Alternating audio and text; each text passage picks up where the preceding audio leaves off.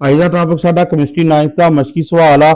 ਸਵਾਲ ਨੰਬਰ ਪਹਿਲਾ ਵਾ, ਆਣਾ ਤੇ नहीं चाहिए किसी बोर्ड च, कोई खास नहीं है ਇਹਦੇ ਅੰਦਰ।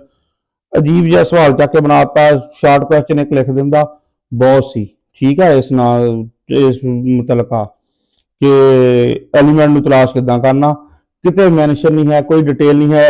इन्ने अहम अहम टॉपिक जिहड़े आ वो सारे छड्ड के बुक ही जिन्हें बनाई है जिस बंदे ने, और हर चैप्टर तुसीं नोट किया होगा, हर चैप्टर च होर कहानियां, ਉਹਦੀ एक्सरसाइज सारी अलग तो पूछी है। 9वीं के बच्चों को अलग स्कॉलर समझ लिया उन्होंने, पता नहीं किसे किहड़े इंस्टीट्यूट चों पढ़ के आए आ ये पहले। तो अजीब कहानी की बुक की सिलेक्शन आ, तो इस तो टेंशन ना लो, बस 3-4 गल्लां मेन आसान जिहा जवाब आ इसदा। पीरियोडिक टेबल में किसी एलिमेंट को तलाश करने के लिए कौन सी मालूमात का होना जरूरी है अगर उसके एटॉमिक नंबर का आपको पता नहीं है। एटॉमिक नंबर के हिसाब नाल तरतीब आ ना सारी पीरियोडिक टेबल की, बढ़ते हुए एटॉमिक नंबर के हिसाब नाल। अगर एटॉमिक नंबर का नहीं पता तो एटॉमिक मास साडी मदद कर सकदा कि नहीं कर सकदा, ये सवाल आ सारा।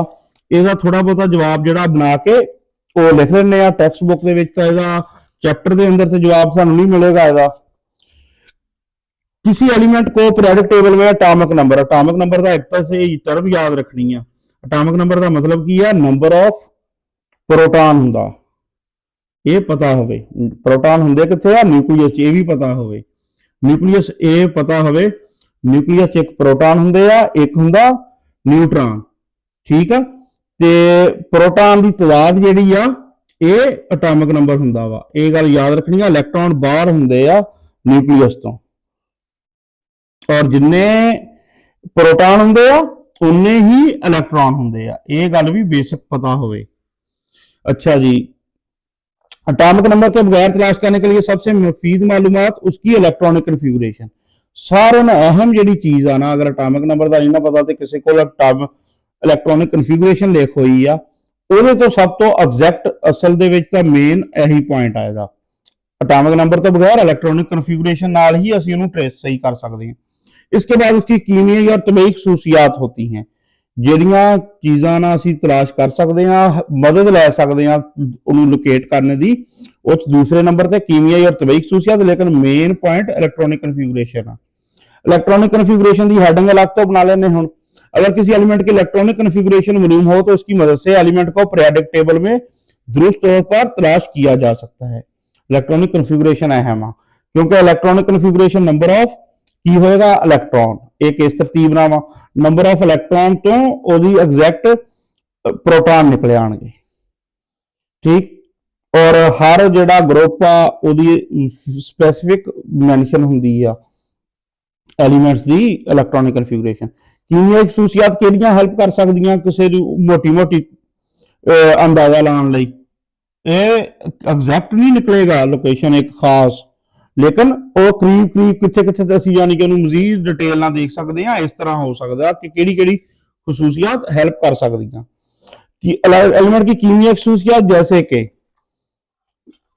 आयोनाइजेशन एनर्जी वैल्यू, ठीक, इलेक्ट्रोनेगेटिविटी, ये पढ़ चुके हैं चैप्टर के अंदर। जिस तरह हम मिसाल आ फ्लोरीन की जिहड़ी आ इलेक्ट्रोनेगेटिविटी वैल्यू वो कितनी आ, सारे नालों ज्यादा वा, 4 आ, ठीक है। अगर 4 दी हुई है साढ़े को मालूम है, मतलब फ्लोरीन आ। इस तरह यानी कि हेल्प हो सकती है। रिएक्टिविटी, मोस्ट रिएक्टिव कौन आ, कम रिएक्टिव कौन आ। मसलन हम नोबल गैसेज आ, वो रिएक्टिव है ही नहीं, वो रिएक्शन ही नहीं करदियां किसी ना, ठीक है, आम हालत। तो इस तरह रिएक्टिविटी भी थोड़ा अंदाजा जगह ला सकती है। या वो जिस किस्म के कंपाउंड्स बनाता है, वो जिहड़ा एलीमेंट आ वो कंपाउंड किहड़े बना रहा, ठीक। आयनिक कंपाउंड बनाएगा तो मतलब पहले असीं लैफ्ट साइड वाल नूं आ जाएंगे, ग्रुप 1 2 वाल नूं आ जाएंगे। कोवलेंट कंपाउंड आ, कोवलेंट बॉन्ड के जरिए बन रहा है कंपाउंड, तो इसका मतलब आ असीं पी ब्लॉक वाल चल जाएंगे उन्होंने लभण, ठीक। इस तरह हिसाब लगता। ये सब मालूमात पीरियोडिक टेबल में इसकी जगह मालूम करने में मददगार हो सकती हैं, ठीक। तबई खसूसियात किहड़ियां, एलिमेंट की तबई खसूसियात, जैसे कि उसकी हालत मसलन ठोस माया गैस आ। हुण देखो ग्रुप 1 हाइड्रोजन तो अलावा, ग्रुप 1 की जो गल होनी हाइड्रोजन तो अलावा, ग्रुप 1 2 जिहड़ा एक ही आ मैटल्स आ, ठोस आ, ठीक। हुण देखो यह जिहड़ी ठोस माया गैस तीनों स्टेट आ, ये किहड़े ब्लॉक च पाईयां जांदियां, पी ब्लॉक च। ਪੀ ਬਲਾਕ ਦੇ ਵਿੱਚ ਜਿਹੜਾ ਐਲੀਮੈਂਟ ਆ ਠੋਸ ਵੀ ਹੋ ਸਕਦਾ, ਮਾਇਆ ਵੀ ਹੋ ਸਕਦਾ, ਗੈਸ ਵੀ ਹੋ ਸਕਦਾ, ਤਿੰਨੇ ਇਕੱਠੀਆਂ। ਹੁਣ ਇਹ ਬਲਾਕ ਜਿਹੜਾ ਉਹ ਹੈਵੀ ਮੈਟਲਸ ਆ ਜਿਸ ਤਰ੍ਹਾਂ, ਠੀਕ ਹੈ, ਜਾਂ ਰੇਡੀਓ ਐਕਟਿਵ ਮੈਟਲਸ ਆ। ਐਫ ਬਲਾਕ ਦੀ ਕੈਟਾਗਰੀ ਹੋਰ ਹੋ ਗਈ, ਟ੍ਰਾਂਜੀਸ਼ਨ ਦਰਮਿਆਨਾ ਦਾ ਡੀ ਬਲਾਕ ਹੋਰ ਟਾਈਪ ਦਾ। ਹੁਣ ਪੀ ਬਲਾਕ ਦੇ ਵਿੱਚ ਤਿੰਨੇ ਹੀ ਸੂਰਤਾਂ ਦੇ ਪਾਈਆਂ ਜਾਣੀਆਂ ਹਾਲਤਾਂ ਮਾਦੇ ਦੀਆਂ, ਠੋਸ, ਮਾਇਆ, ਗੈਸ, ਤਿੰਨਾਂ ਕਿਸਮ ਦੇ ਮਿਲਦੇ ਆ ਤੁਹਾਨੂੰ ਐਲੀਮੈਂਟ। ਹੁਣ ਅਗਰ ਕੋਈ ਮਾਇਆ ਜਾਂ ਗੈਸ ਆ, ਇਹਦਾ ਮਤਲਬ ਆ ਤੁਸੀਂ ਪਹਿਲੇ ਟਰਾਈ ਪੀ ਬਲਾਕ ਵੱਲ ਨੂੰ ਜਾਣ ਦੀ ਕਰੋਗੇ।